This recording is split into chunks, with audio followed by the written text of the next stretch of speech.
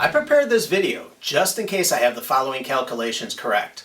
I came to this understanding early in 2025, as I believe this has got to be the year for something significant to happen. I know I've been wrong about the dates, and that's where I've gotten ahead of God. And even though I came to this understanding in early 2025, I started writing the script on May 6th. But this time, I've waited for something to happen, and will only release this video if it comes to pass. And if you're watching this video, that something has happened. First, let's read about the timing of the four evil angels in Revelation 9. The sixth trumpet sounded. Then the sixth angel sounded, and I heard a voice from the four horns of the golden altar which is before God, saying to the sixth angel who had the trumpet, "Release the four angels who are bound at the great river Euphrates." So the four angels who had been prepared for the hour and day and month and year were released to kill a third of mankind. Killing a third of mankind. Woo! I know I say it over and over again. The book of Revelation is describing some dark times. But those four evil angels are prepared for the hour, day, month, and year to be fulfilled in order to be released. The timing of this must mean something significant for Revelation to word it that way. Now, most people who study the Bible deeply know that the Bible is seeded with information of dates from the events, so you can put them in a linear order to figure out when all these things happened. It's written that way on purpose. In fact, the beginning of Genesis starts that way. In the beginning, God created the heavens and the earth. The earth was without form and void, and darkness was on the face of the deep, and the Spirit of God was hovering over the face of the waters. First, a statement that God created everything, and he's about to start in the rest of the first chapter. Then God said, "Let there be light," and there was light. God saw the light, and that it was good. God divided the light from the darkness. God called the light day, and the darkness he called night. So the evening and the morning were the first day. Day one is described as evening and morning, a literal day. The rest of Genesis 1 continues on in the same format. Each day of the first week was something that God created. This video will not address the various interpretations of creation days, a literal reading, or gap theories. Genesis 1 is written as days, and that's how we'll make our calculations for this video. The book of Genesis includes helpful genealogies, or toledos, to map out a timeline. The first one comes up in chapter 5. Here's the beginning of the timeline down here. You see how we start with year 1, and the following dates will be labeled as years after creation? Then in chapter 5, we get the following information. The father, the years live, then the firstborn son, and we'll keep a running total in the years after creation. For the first one, we'll read the verse to get the necessary information. And Adam lived 130 years and begot a son in his own likeness after his image and named him Seth. We have Adam the father. He lived for 130 years and had a son named Seth. And we have our next son on the genealogy after 130 years. We can start using a color slide on the timeline to indicate where the 130 years lands after the birth of Seth. Full disclosure, all these dates are going to be based on full years, and since I'm doing a video this way, it must mean this works out using years at full value. Then we go to verse 6 to find out that Seth lived 105 years and had a son named Enosh. We'll add that info to our list, with 105 years to Enosh added to the 130 years to Seth to land on the year 235. Now with the color slide on our timeline chart to the year 235. We need to slide this timeline over to start with the year 235 here on the left. And Enosh lived 90 years and begot Canaan. Add those 90 years to get to year 325. Then Canaan lived 70 years and had Mahalalel to get us to year 395. Mahalalel lived 65 years and begot Jared at year 460. Then we slide this over with the year 460 on the left, and we see that Jared lived 162 years and begot Enoch, who becomes a very significant prophet who walked with and is taken by God. If you read about the evil being fostered by Cain's descendants, coupled with the Nephilim, I would place the flare-up of evil during Enoch's life, necessitating God taking him. We add those 162 years until Enoch and get us to the year 622. And in Enoch's story, he lived 65 years and had a son Methuselah. Those 65 years plus the 622 years gets us to the year 687. And again, we slide this over with the year 687 on the left. We're running out of room, so we'll mask back the names above Methuselah. In verse 25, we find out that Methuselah lived 187 years and had Lamech, which puts our timeline chart at the year 874. Slide this over, and Lamech lived 182 years and Noah was born. Yeah, this is the Noah from the Ark and the Great Flood. Noah was born in the year 1056 in years after creation. And then Genesis 5 ends with Noah being 500 years old when he begot his 3 sons, Shem, Ham, and Japheth. Now, does this mean that by the time Noah was 500 that he already had all 3 sons? Or does this mean that at the age of 500 that Noah started to have his 3 sons? Maybe triplets? How can we make sure that our timeline is right before we move on with the next set of genealogies? Because we could date stamp this another way. How about using a marker about the Great Flood of Noah? We moved on another 500 years in our timeline and read the marker from the Great Flood of Noah. In the 600th year of Noah's life, in the 2nd month, the 17th day of the month, on that day all the fountains of the great deep were broken up and the windows of heaven were opened. The Great Flood of Noah started in the 600th year of Noah's life.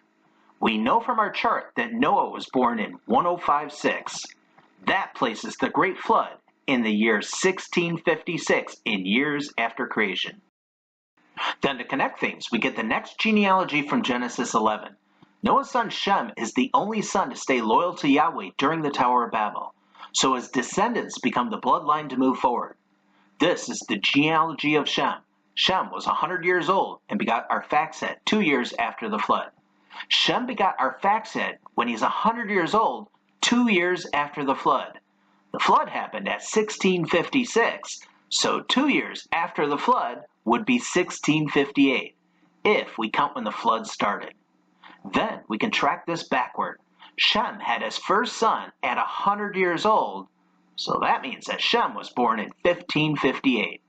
So now we can swap out the verse up top with the verse about when Noah started having his children in chapter 5. Noah was born in the year 1056, so when Noah was 500 years old, that would be in the year 1556. It is impossible for Genesis 5:32 to be referring to Shem being born in the year 1556. If you watch this video about what happened between Noah and his son Ham, you'll know that this is referring to Ham being the firstborn, and he would have been born in the year 1556, with Shem following in 1558. With the knowledge of connecting Shem's birth to the flood, Genesis 5:32 means that Noah was 500 years old when he started having children. And since we're starting the new genealogy from Genesis 11, we can wrap the information of when Shem had Arphaxad onto a new chart and how that connected to the genealogy from chapter 5. From year 1658, we find that Arphaxad lived 35 years and begot Salah, which gets us to the year 1693. Then in verse 14, Salah lived 30 years and begot Eber. That gets us to the year 1723.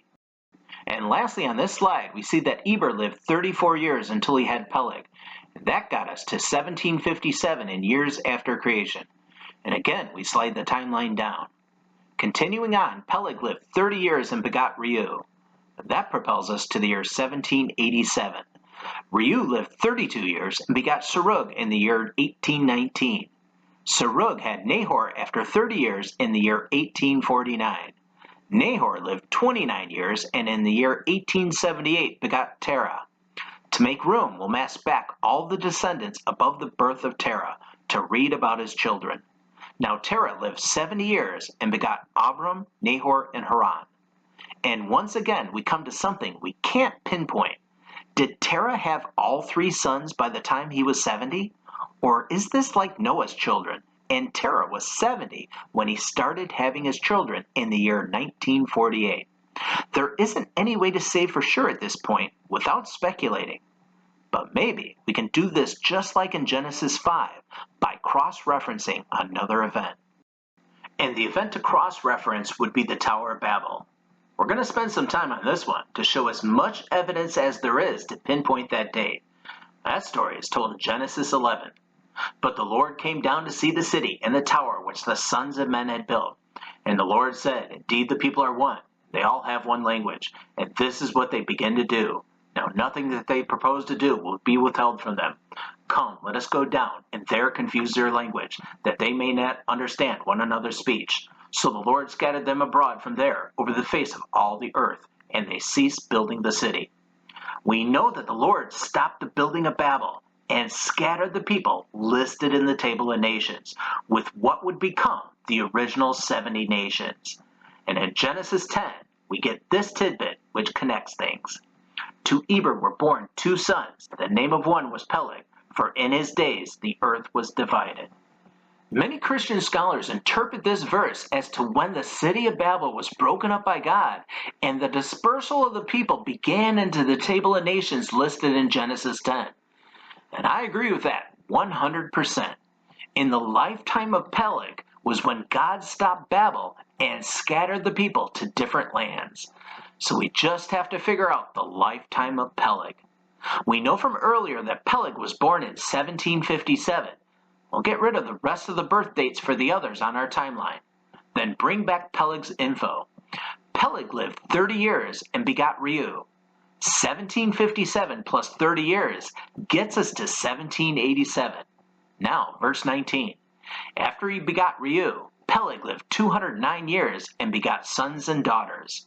We'll add those 209 years to 1787, and we get to the years 1996 and years after creation. That's the lifetime of Peleg.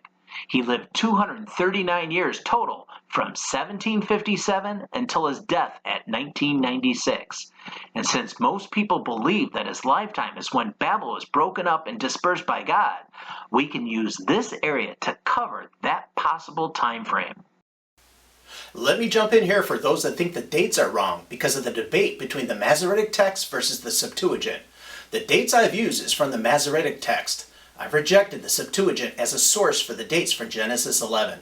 If you worked it out using the Septuagint, you'll find that Nahor, Terah, nor Abram were alive during the lifetime of Peleg.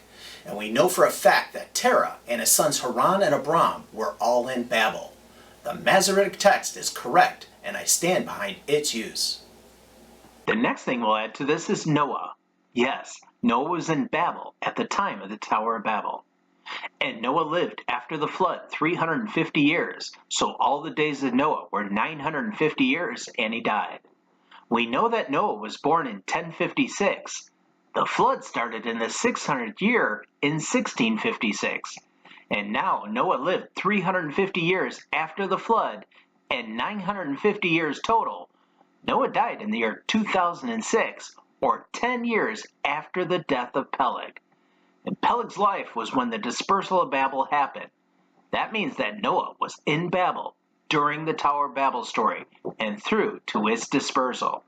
I'll again reference this video about what happened between Noah and his son Ham, as it's instructive about the deeper story going on at Babel. But now we'll read the end of Noah's story from verse 24.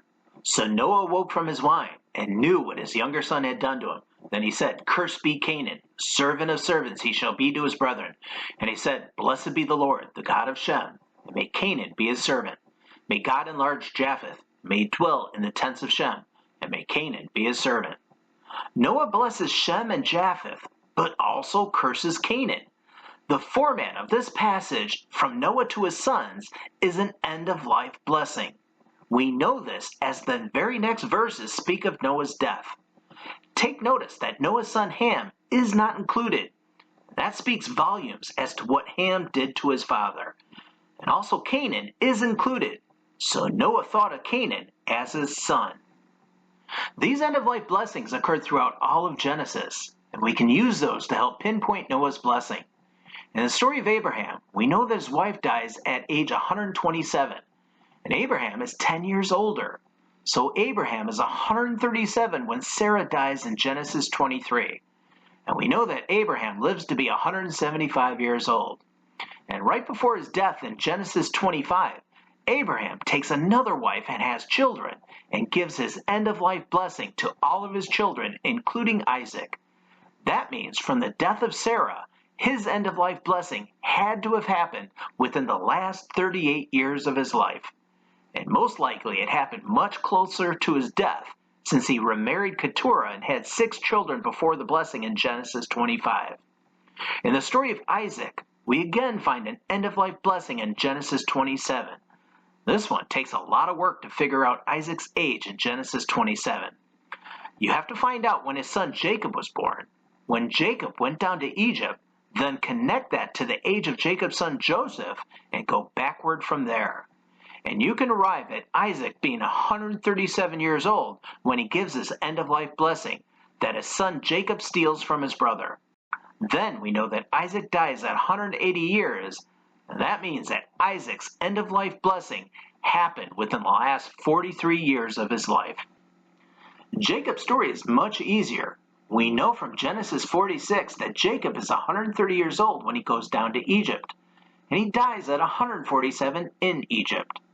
But before his death, Jacob blesses Joseph's children and his own in chapters 48 and 49. That means his end-of-life blessings happened within the last 17 years of his life. So the rest of the end-of-life blessings happened at most within the last 43 years of the patriarchs' lives. So I think it's fair to say that Noah's end-of-life blessing in Genesis 9 would have happened within the last 50 years of his life. That would place it here earliest in the year 1956, backdated from his death in 2006. But if we cross-connect this, Peleg died in 1996. That means there's probably this 40-year time span when Noah's end-of-life blessing could have happened. And when I layer everything onto this, I'll come back to these end-of-life blessings to see more meaning in all of this. Let's zero in on this timeline a little better to get to the next category of pinpointing the dispersal of Babel. We'll talk about the premature deaths. We went over this in our Table of Nations video. The first person that died before their projected lifespan was that man Peleg. The average lifespan was gradually decreasing due to God's command. Peleg lived 52% of his father's age. His projected lifespan was supposed to be about 329, but Peleg only lived 239 years and died in the year 1996. The next person to die before their time was Nahor the First. He lived 148 years, and we know it was premature since his son Terah outlived him by dying at 205 years. Now, the date of Nahor's death is a little controversial. If you worked it out, it would land in the year 1997, a year after Peleg's death. But I'm placing it also in the year 1996, the same as Peleg's, because of context. We know that Nahor died prematurely according to his son's age. And people were not dying prematurely. In fact, Peleg is the first death since the flood. It's not likely that Nahor died a year later from having to walk to his new land after being dispersed from Babel. Shem's descendants inherited Mesopotamia and didn't have to walk too far to their new lands. If anyone was to die prematurely, it most likely happened in Babel by the hand of Ham's family. In the Bible, partial years count as full years, so I'm comfortable placing Nahor's death in the year 1996. And the third person who died prematurely was Haran, the brother of Abraham. And Abraham lived until the age of 175. Haran was most likely the firstborn of Terah and born in 1948. And we know that Haran died before his father in Babel, and the dispersal of the city happened by 1996. That would make him 48 years of age at the most before he died. 48 years is much lower than his brother's age of 175. Haran definitely died prematurely. We're going to add more context to this. Now, who were the people that died early? Peleg is Eber's son. In fact, Eber is highlighted at the top of Shem's descendants in Genesis 10. Also, the name Eber becomes the name for the Hebrew people. So a son dying early, with his name becoming the name of the Hebrew people, means that his son did not die in vain. But now let's focus on the other two names. Nahor is Terah's father, and Haran is Terah's son. That brings attention to Terah, the father of Abraham, which is huge.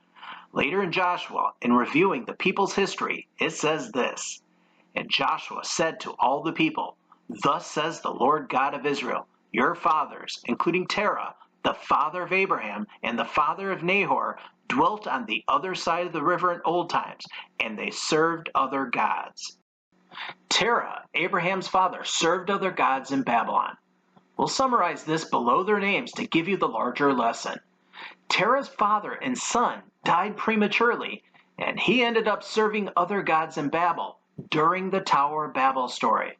You know this is an important lesson, because who then becomes the father of God's chosen people?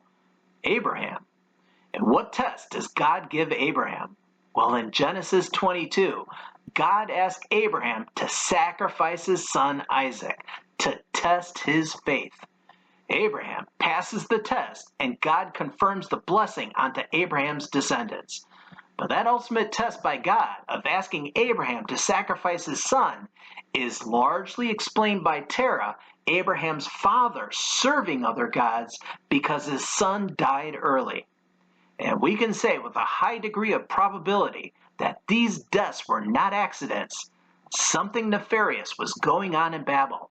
And the year of 1996 seems to work out perfectly in connecting all the parts together as to when Babel was dispersed by God. And in this video, we went over the mistranslation of this verse about the leader of the Tower of Babel. And Cush brought forth rebellion. He began to be a mighty one on the earth. He was a mighty hunter to the face of the Lord.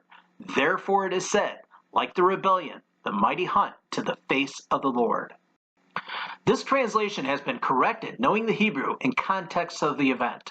Nimrod is a verb for rebellion, and Cush is the leader behind the Tower of Babel. Cush's rebellion was a mighty hunt to the face of the Lord. He was hunting God's people, as in killing them if they did not serve other gods like Terah did. Let's put Shem's descendant line here on the left.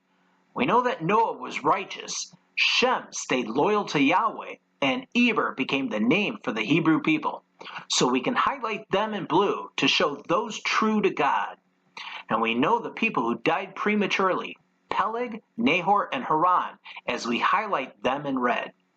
And we highlight Terah in yellow as serving other gods. This hunt from Cush was a hunting of God's people, and the penalty for not serving other gods looked like death. It doesn't even matter about the other four names if they stayed loyal to Yahweh. Satan was taking over as God and trying to end the descendant line of Shem that will get us to Jesus Christ by hunting God's people. This is why God chose Abram to start his chosen people.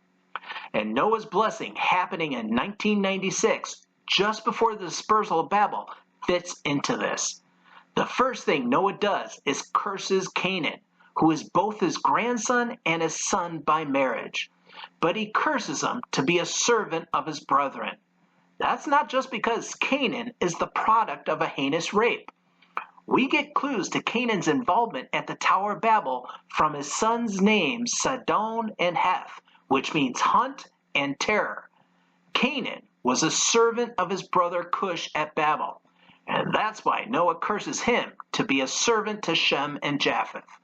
And we know that God has a long memory, as the family burial site of Abraham, where most of the family members are buried in Hebron, are purchased from the sons of Heth in Genesis 23. Oh yeah, even in locations, God definitely makes a point. Do I have you convinced yet that the Tower of Babel was dispersed in the year 1996? I'll support this while pinpointing the birth of Abram. Now Terah lived 70 years and begot Abram, Nahor, and Haran. We've worked it out that Terah was born in 1878.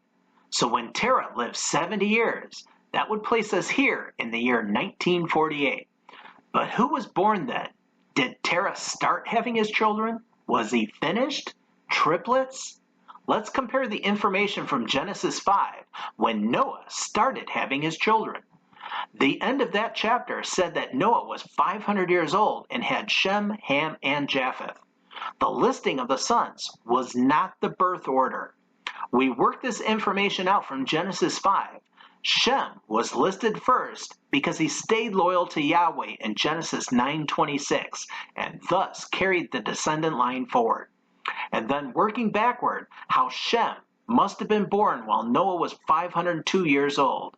So Genesis 5:32, when Noah started having his sons at age 500, was about his firstborn son Ham.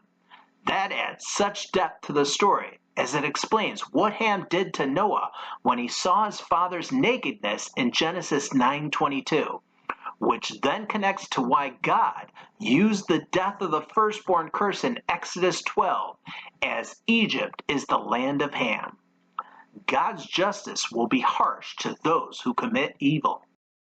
And since Genesis 5:32 did not include Noah's sons in birth order, and the firstborn son did something significant, albeit evil, then Genesis 11:26 about Terah's sons will most likely follow the same format. Abram is listed first because he becomes the first patriarch of God's chosen people. But when Terah is 70 years old, he gives birth to Haran. These are the things we know about Haran. He died prematurely in Babel. He had 3 children, Lot and 2 daughters, and his daughter Milcah was old enough to marry Nahor II before they left Babel. Let's focus in on the timeline below.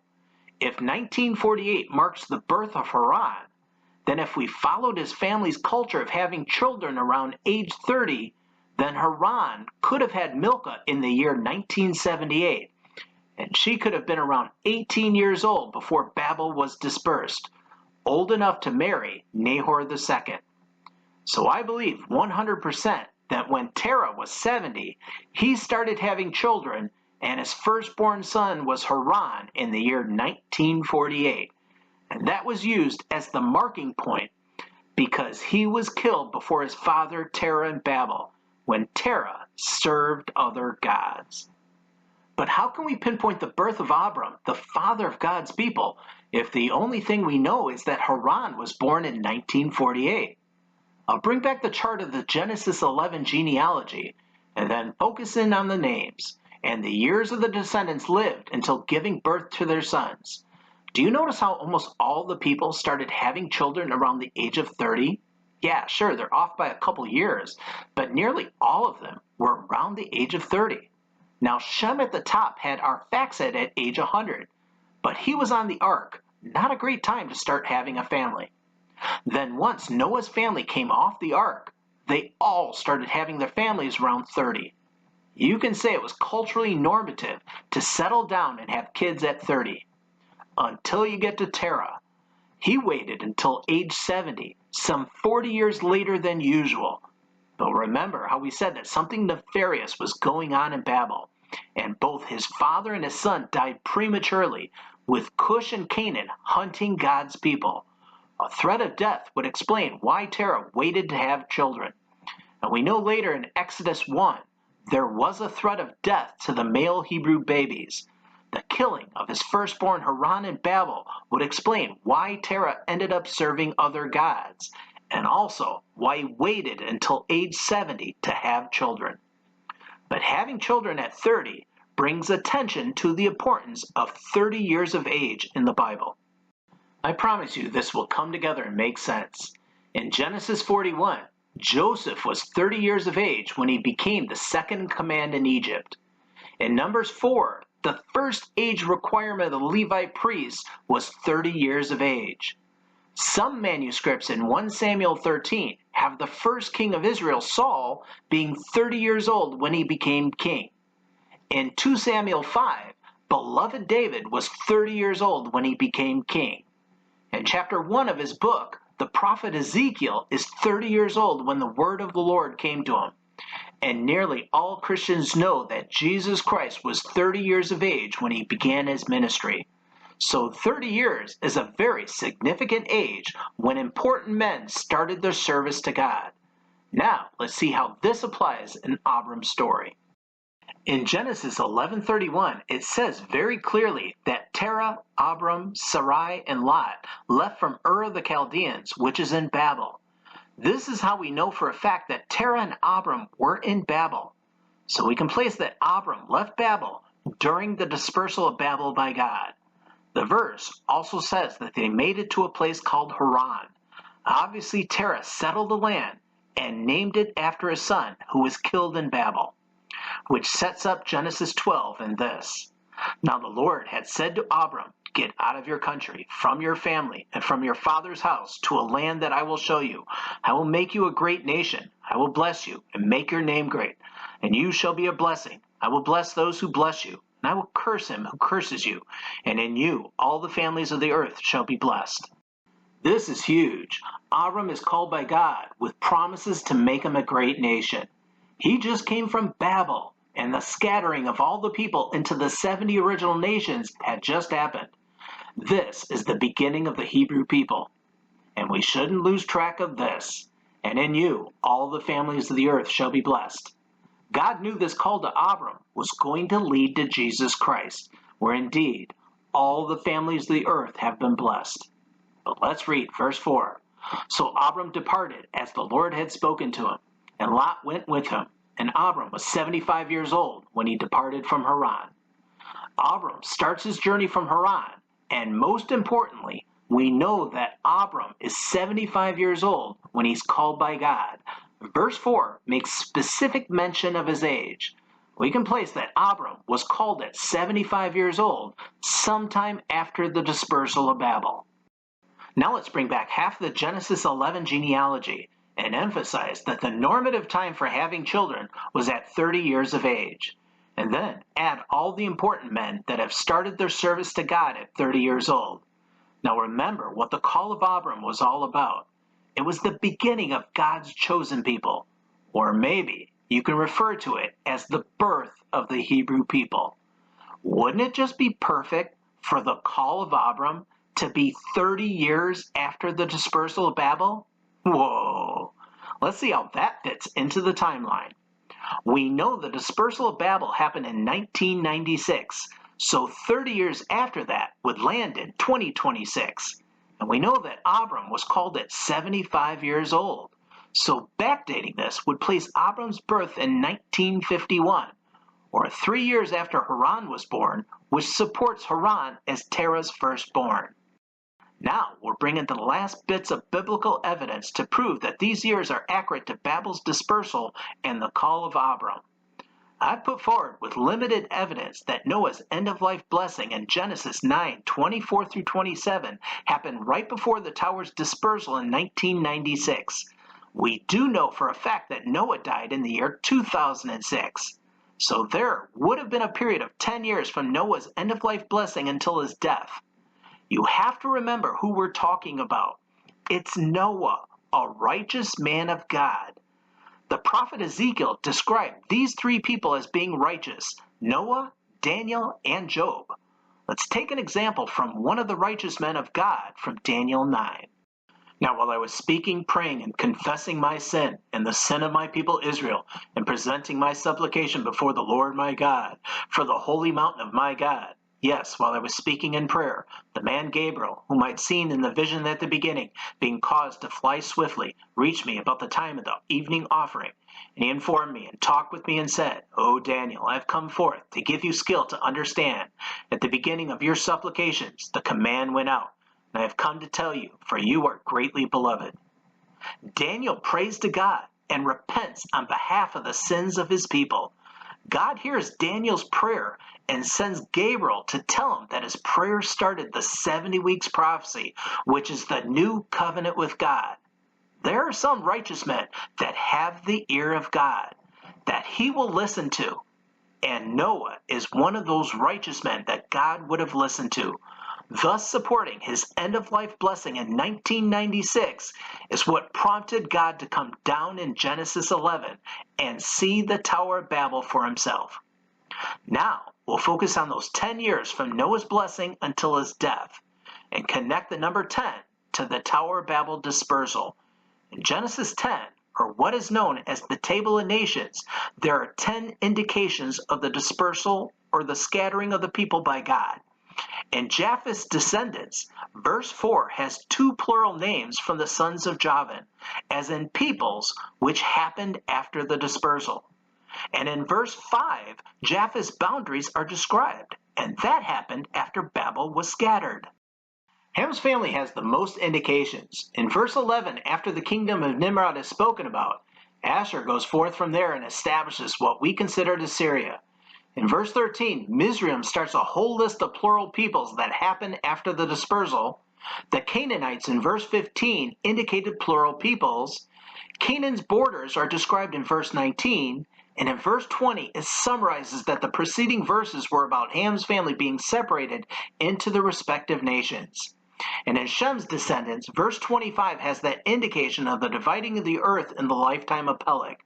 Verses 30 and 31 speak of Shem's family's boundaries, and verse 32 ends with a summary that the table of nations from the sons of Noah is how the earth is divided. There are 10 indicators in the dispersal of Babel from Genesis 10, and that happened with 10 years left in Noah's life. And to make sure this isn't some kind of coincidence, I did this video about the Tower of Pentecost. In that video, we showed how Pentecost was God's inverse answer to the Tower of Babel.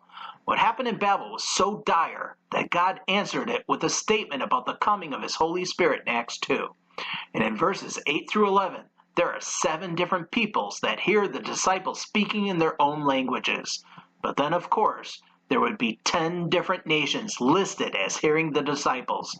There's no way that the number 10, connecting Pentecost, the Table of Nations, and Noah's blessing with 10 years left in his life, are a random confluence of numbers. Now I'll connect one final thing that I've repeatedly talked about, and that is the parallel of the Tower of Babel to end times and the Great Tribulation. In this upcoming video about Revelation 12, it'll go over how Revelation 12:3 will show how Satan's last rebellious kingdom will take control of the earth. The 7 diadems is the key, as that symbolizes control of the 7 continents on earth. And then 10 horns of the dragon connects to the first beast of Revelation 13, which will be the kingdom of the Antichrist that has 10 horns, bringing that number 10 straight into the end times. We'll make some room for something else. The prophecy that reveals the 10 horns from the first beast of Revelation 13 is Daniel 12. That prophecy uses 2 different calculations of 1290 days and 1335 days. The difference is 45, and this is fulfilled as years. So that means there are 45 years that identify those 10 horns of the first beast. Now, the payoff to all of this. If Abram was born in 1951, then it would have been 45 years until the dispersal of Babel in 1996. Bam! You cannot tell me that the parallels that I use are not coming from God. It works out way too perfectly. The Great Tribulation will be a replay or a parallel to what happened at the Tower of Babel. I think I've offered the goods and proven that Abram was born in 1951, the Tower of Babel was dispersed in 1996, and then Abram's call by God happened 30 years later in 2026 from years after creation. We're going to calculate and keep a running total of time from all the segments as we calculate them. From the beginning of God's creation at year 1 until the great flood of Noah was 1,656 years. Then from the great flood of Noah at 1656 until the call of Abram, the beginning of God's chosen people at 2026 was 370 years. We're going to keep at this. The next couple of segments are going to be easy. From the call of Abram in 2026, the beginning of the Hebrew people. Now the sojourn of the children of Israel who lived in Egypt was 430 years. And it came to pass at the end of the 430 years, on that very same day, it came to pass that all the armies of the Lord went out from the land of Egypt. Now lots of people get confused with this verse. It's not saying that the children of Israel were enslaved in Egypt for 430 years. This verse means when God's people began their sojourn until Exodus was 430 years. And the beginning of God's people began when God called Abram when he was 75 years old in the year 2026. So then this becomes simple math. 2026 plus 430 years lands us in the year 2456 in years after creation. We'll take another fast forward from the Exodus of the Hebrew people. And it came to pass in the 480th year, after the children of Israel had come out of the land of Egypt, in the 4th year of Solomon's reign over Israel, in the month of Ziv, which is the 2nd month, that he began to build the house of the Lord. So from the Exodus in Egypt until Solomon starts to build the house of the Lord in his 4th year as king was 480 years. But focus in on how this is worded because it's important. And it came to pass in the 480th year. Now compare to how the previous segment was worded. And it came to pass at the end of the 430 years on that very same day. This first verse was very specific that it happened at the end of 430 full years, while the second segment was in the 480th year. This detail during the time of the kings is going to be key if you want to break down the reigns of the kings, because partial years are going to be fulfilled as years. I've gone over that in some of my videos.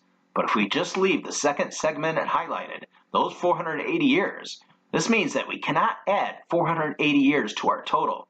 We just have to add 479 full years because the temple was started in the 480th year. So let's take the year 2456 and add 479 full years, and that gets us to the year 2935. Then we'll come back to our segments that we've been keeping track of. We are starting from the call of Abram in the year 2026 and come to the Exodus 430 full years later to land at 2456. And from the Exodus of the Hebrew people at 2456, it was 479 full years later until Solomon starts building the temple in his 4th year as king in the year 2935, in years after creation. We've been able to take huge jumps in the timeline, but from here, we have to start plotting this manually. We have to start counting from the start of the temple building. Here's a slide with the year 2935 in the 4th year of Solomon. This time, the timeline is in the center, and you'll see why soon. In 1 Kings 11:42, we know that Solomon reigned for 40 years, and the temple of God was started in his 4th year. That means it was 36 years after the temple started until the end of Solomon's reign. In theory, we can add 36 years and put the end of Solomon's reign here in the year 2971. But we really don't know what point in Solomon's 4th year the temple was started. And just like the 480 years was 479 full years, you're going to have to get used to the time of the kings using partial years as fulfillment in the reigns of the kings. I'll highlight a couple of them as we move along. I'm going to take the liberty and place the end of Solomon's reign here in the year 2970 to make his 40th year a partial year. I'll show you that over and over again. And since I'm doing this video, you should know this works out in the greater story I'm telling. Then we find out that Solomon's son Rehoboam takes over as king and rules for 17 years. That will take us from the year 2970 until 2987. This time we used a full 17 years, and you'll see why as we connect other kings. Rehoboam is the king that presides as Israel is divided into the northern and southern kingdoms. This is why we have the top separated, to make room for the northern kings. The first northern king was Jeroboam, and he ruled for 22 years. This time we'll use the last year as a partial year to end his reign in 2991. Then come back to the southern kingdom. We find something useful to the use of partial years.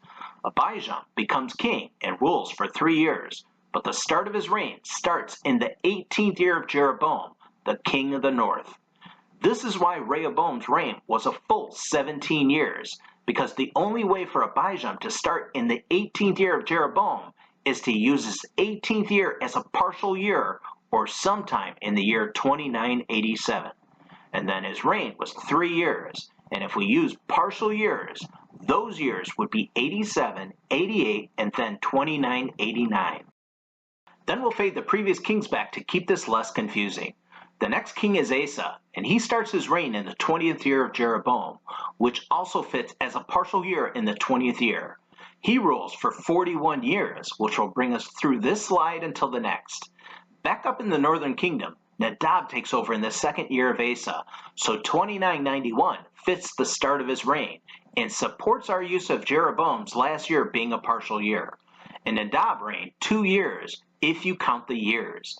and you can say his 2 years ended in 2992.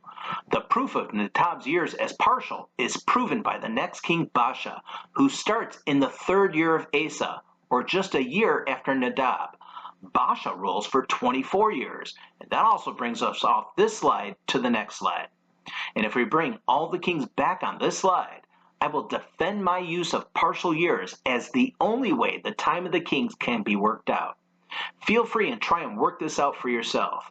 The last 2 kings started in 2989 in the south and 2992 in the north, as we move this slide over to start the next group. Baasha started in 2992 and ruled for 24 years. That ended in the year 3015, if we account for the last year not being a full year. Then Asa started in 2989 and ruled for 41 years. That landed in the year 3029, with the last year a partial year. The next king in the north is Allah.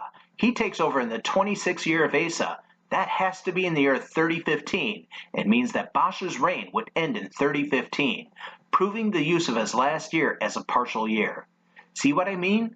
Partial years of the last year are the only way these work out. He rules for 2 years, and that moves us to the year 3016. Zimri takes over in the 27th year of Asa in 3016, but only rules for 7 days, so we don't have to move the year forward at all. Then after the death of Zimri, the north falls into a civil war, with half the country following Tibni and the other half Omri. There's no clear leader in the northern kingdom, as both men are ruling. Then Omri eventually takes control over all the north in the 31st year of Asa in 3021. And Omri is a very important man, as he buys and establishes Samaria as the capital of the northern kingdom. Now this says that Omri ruled for 12 years, splitting his time between Tirzah and Samaria.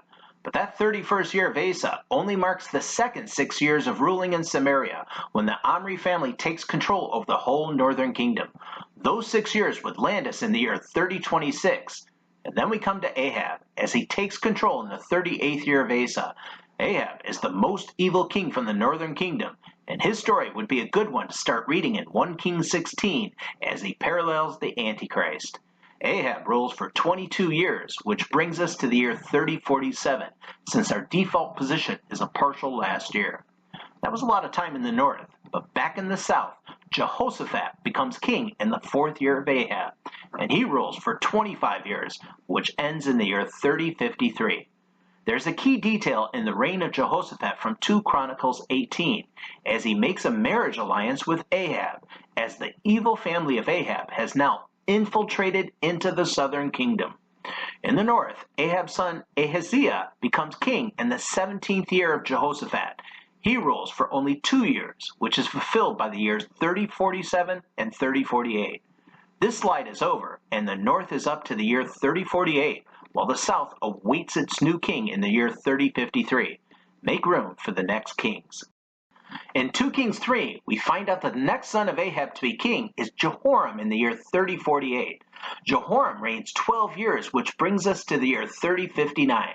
Then comes some tricky things to figure out. For one thing, we have another king Jehoram in the south, at the same time Jehoram in the north. The text differentiates these kings by taking the H from the name. Jehoram becomes Joram. And remember how I said that the southern kingdom had made a marriage alliance with Ahab's family? Well, the south started naming their sons after Ahab's sons, and this is why we start to see duplicate names here. The next tricky thing is that Jehoram of the south rules for 8 years. I have that from the year 3053 until 3059. It is possible, as his first year would have to have started late in the year 3053 for this to work out. And the reason why I did this is because the next king of Judah is Ahaziah, who starts to reign in the 12th year of Jehoram. That would have to place Ahaziah's reign in the year 3059 for it to be connected to the 12th year of Jehoram in the north. And one thing I'll highlight is his mother's name is Athaliah, the granddaughter of Omri. That would make her the daughter of the evil king Ahab, the woman behind the marriage alliance between both kingdoms. And that brings up a man named Jehu, who God anoints to kill and rid both kingdoms of anyone from the house of Ahab. Both Jehoram in the north and Ahaziah in the south are from the family of Ahab. Jehu's killing spree is epic. It goes on for 2 whole chapters. It leaves both kingdoms without a king. But Ahab's daughter Athaliah does some killing of her own and takes control of the southern kingdom, and she rules for 6 years, which would bring us to the year 3065. And up north, Jehu was not just anointed to kill, but to be king over the northern kingdom. His reign starts in 3059 and goes on for 28 years to the year 3087. And back in the south, there's one male heir to the throne that is saved from Athaliah's killing. And that's the baby Jehoash. The priests keep Jehoash safe for over 6 years and install him as king while he's 7 years old in the 7th year of Jehu. Jehoash rules 40 years from 3065 until 3104. And then we have the biggest head scratcher with the next two kings. I'll put them both on screen to see the problem. We have Jehoahaz becoming king in the 23rd year of Joash, which is Jehoash in the south. That 23rd year can align with the end of Jehu's reign in 3087, so that fits. But here's the controversy. He rules for 17 years, putting the end of his reign in the year 3103 as a partial year, or 3104 if they are full years. But then the next king, Jehoash, I know, another duplicate name. That is a different man than the southern king. This Jehoash starts to reign in the 37th year of Joash in the south, which would be 3101 or latest 3102. Now, how can one king rule until 3103 if another king is starting to rule latest in 3102? I've heard others comment that there has to be a copyist error with Jehoahaz. Either he started his reign a year or two earlier or didn't rule for 17 years. But I'm a biblical fundamentalist and believe in the infallibility of the Bible. So just outright changing the text to make something fit isn't something this channel would do. This is a conundrum. I'm more inclined to leave both dates as is and say that both kings ruled at the same time for a little bit, if not a year. If we replace the verse about Jehoahaz and bring in 2 Kings 13:22 for some context during his reign, the king of Syria oppressed Israel all the days of Jehoahaz.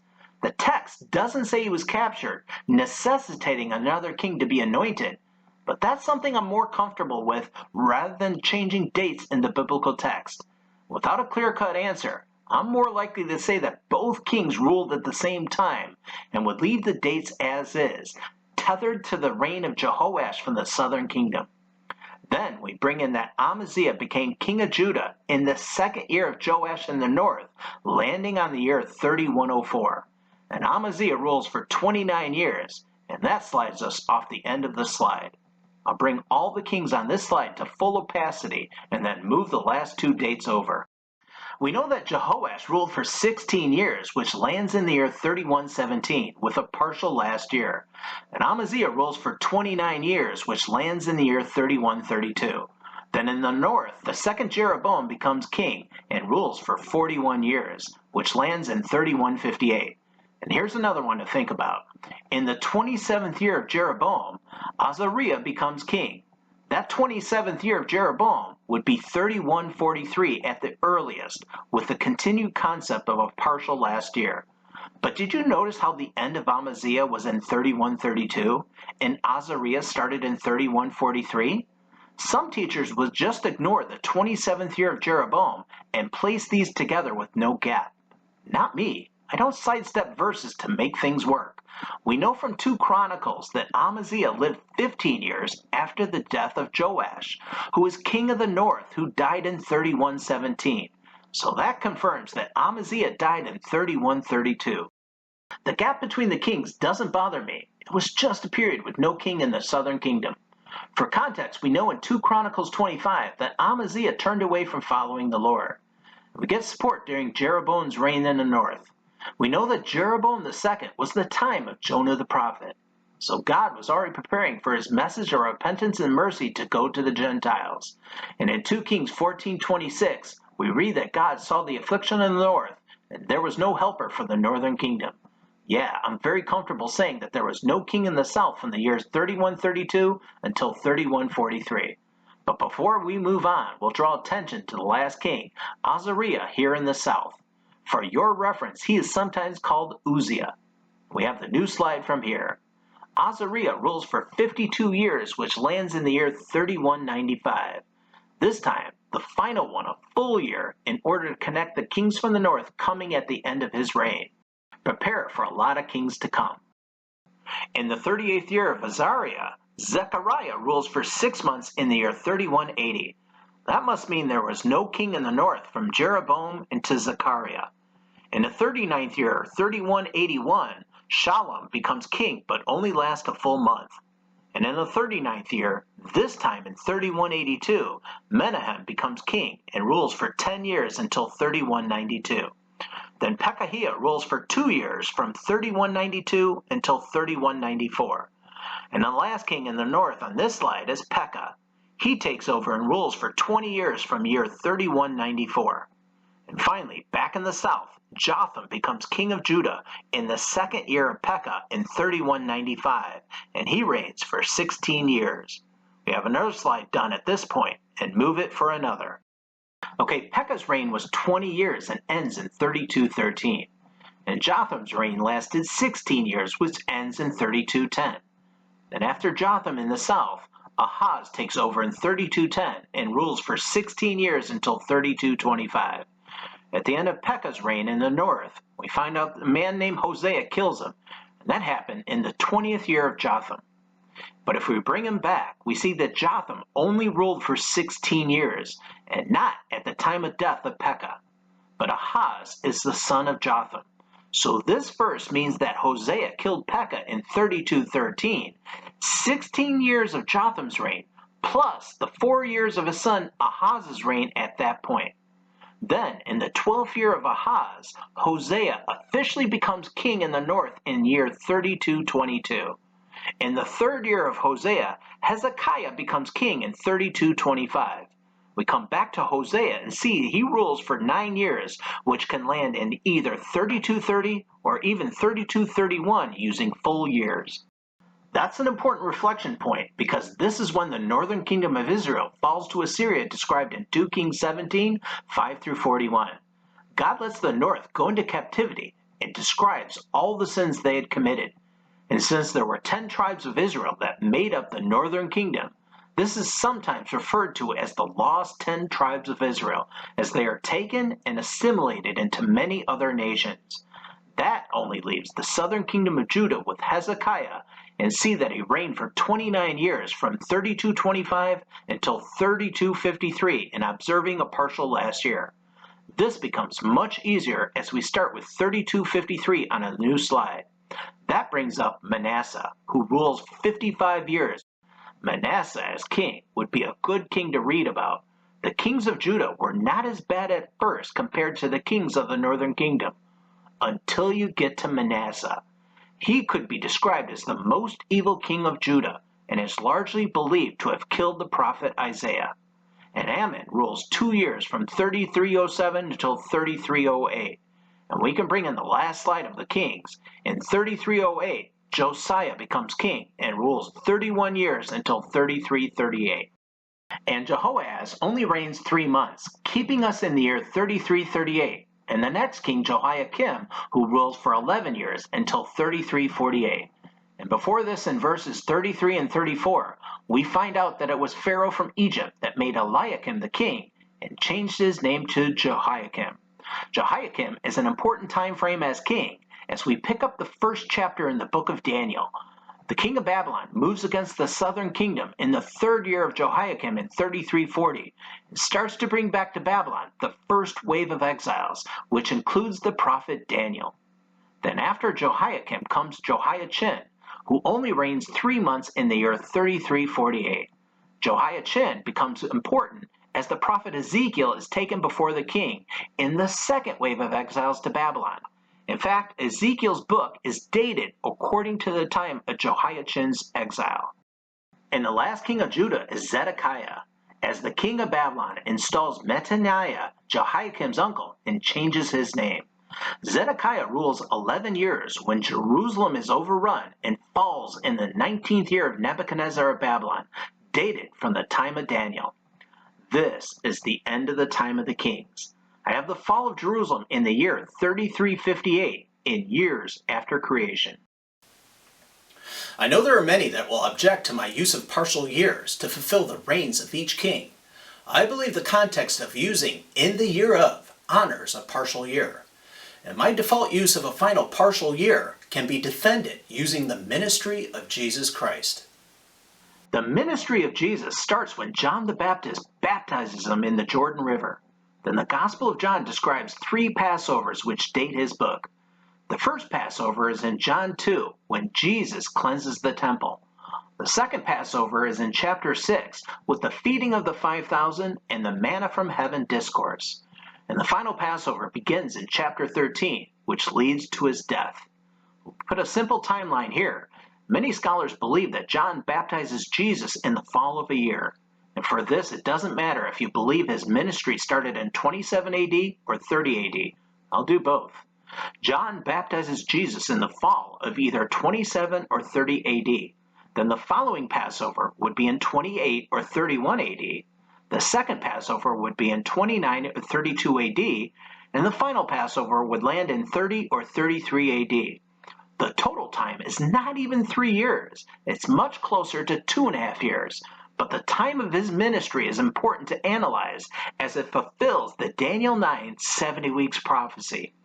The ministry of Jesus Christ is the first half week of 3.5 days from the final week of the prophecy. Those 3.5 days are fulfilled as 3.5 years, only if you count it using partial years. And Jesus is king. His ministry would be a great symbolic value as to how to interpret the time of the kings as partial years. We'll bring back our chart using segments of time from the creation of the world. We left off with the year 2935 when the temple was started during the reign of King Solomon. Then complete that segment with the fall of the temple in the year 3358. That segment would be another 423 years. The next couple of segments are going to be super easy. We can date the fall of the first temple in 587 BC when the king of Babylon destroys the temple and Jerusalem. So we can make the next segment to get us to the new calendar and the end of the BC years. We'll do this a little bit backwards. We know from our time of the kings that the fall of the temple was recorded in our year 3358 from the chart, or the actual year 587 BC. So we shouldn't count that year again. To count the rest of the BC dates, you just have to add 586 years to our running total, and you get 3,944 in years after creation. And to finish this chart off, we can take this into the AD dates. We are currently in the year 2025, but at the end of 2024, we would have completed 2024 years, which is 5,968 in years after creation from Genesis 1 until today's time. I know, what does 5,968 have to do with anything?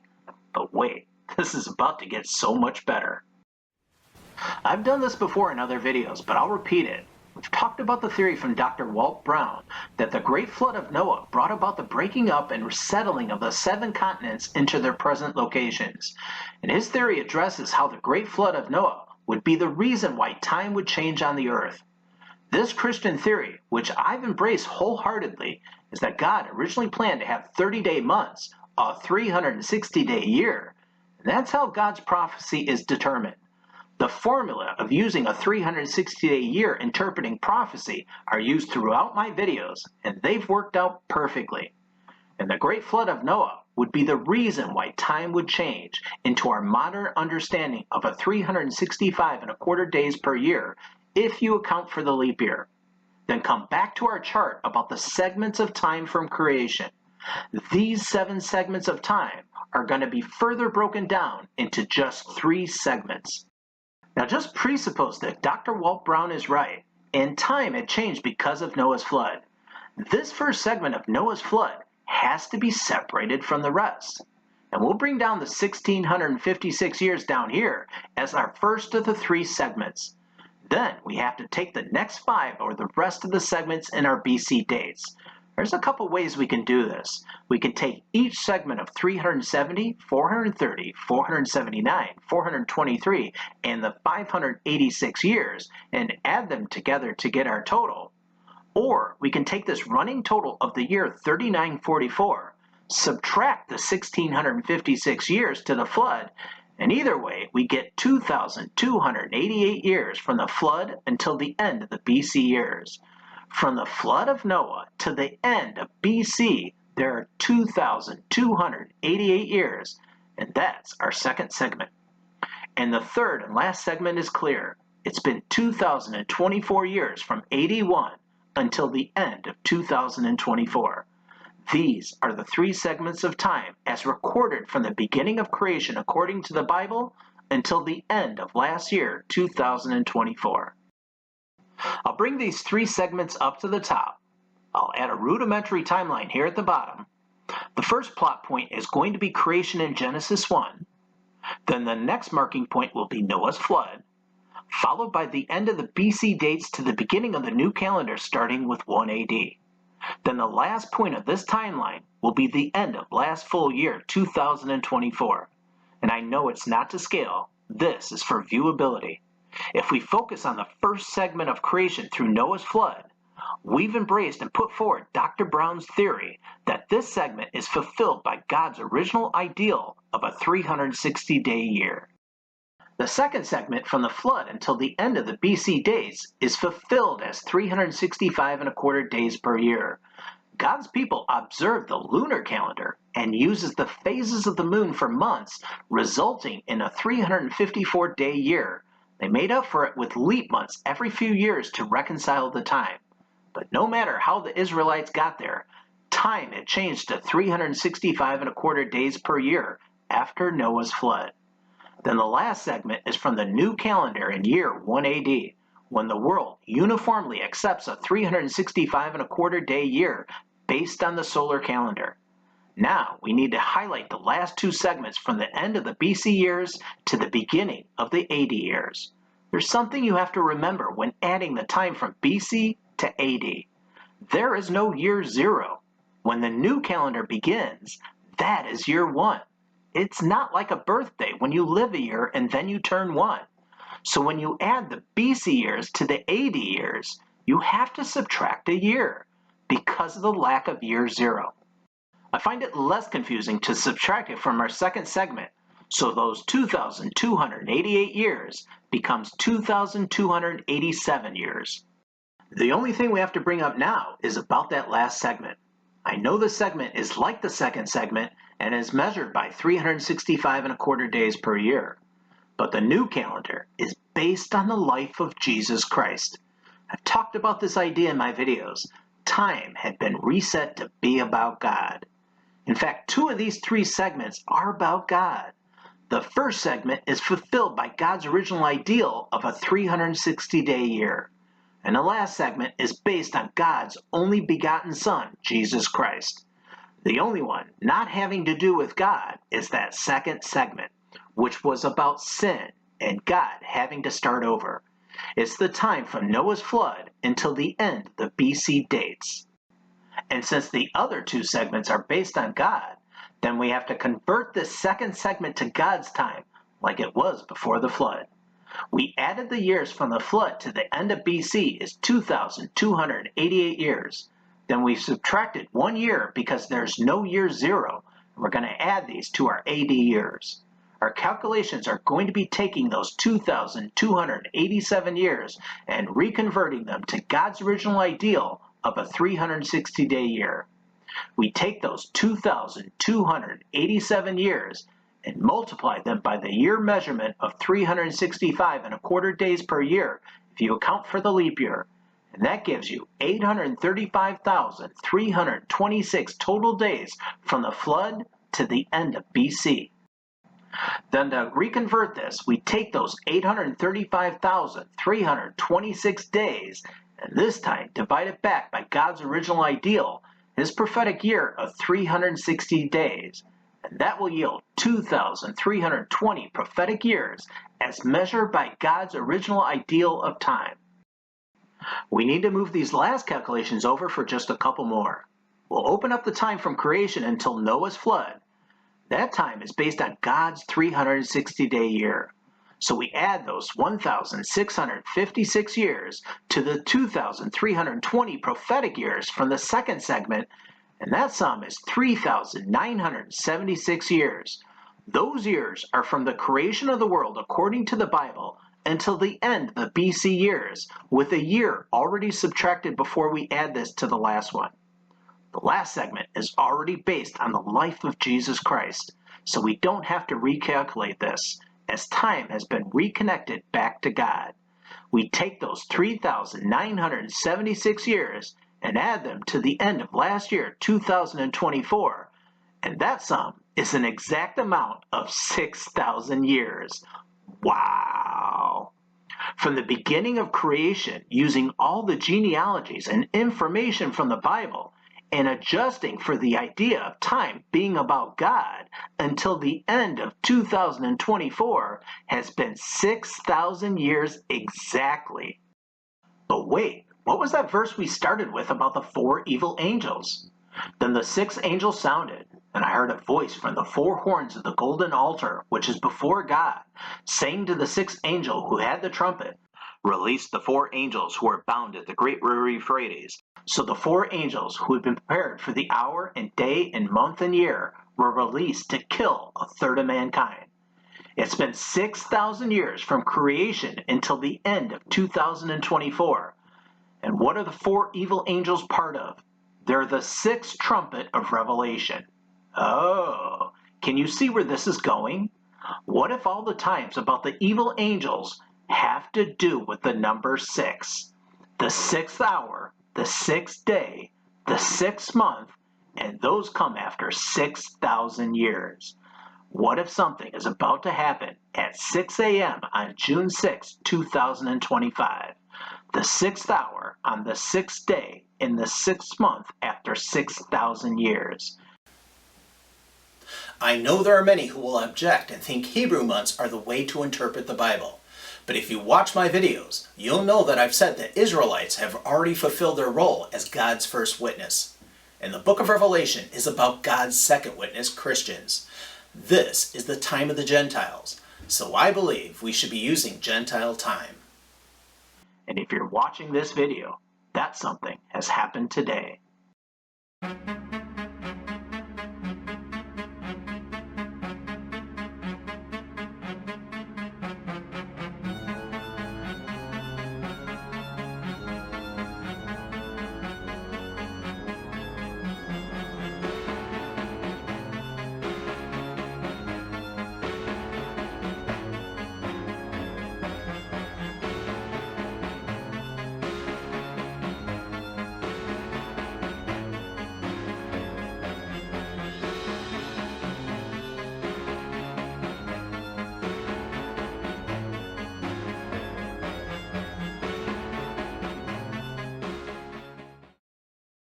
I'm going to add something else to support June 6, 2025 as being the date prophesied by God.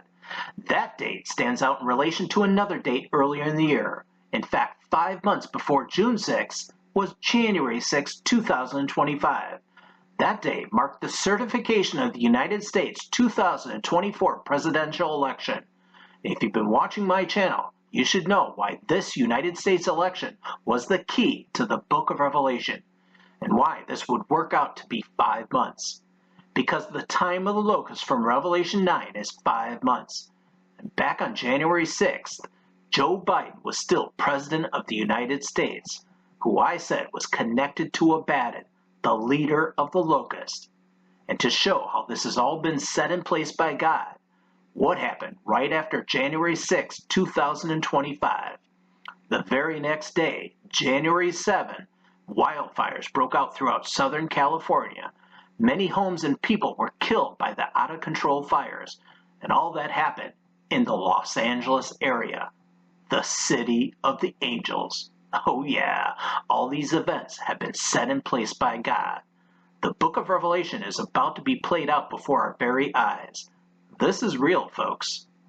I know I've gotten things wrong before. At first I thought Revelation would start in summer of 2023. Then it was the end of last year, 2024.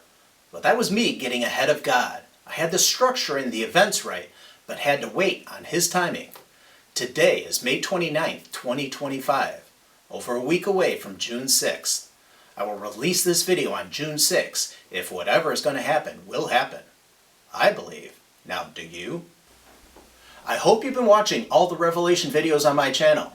Modern Christian thought and teaching is largely wrong with its eschatology. I'm here to help you stay on your path to get to the second coming of Jesus Christ. I know most will not accept my message, and I'll be rejected. But know this, God has previously sent messengers to warn people who are continually rejected. I will never lead you astray from the gospel of Jesus Christ. He is our Lord and Savior, and the only way. May God bless you all.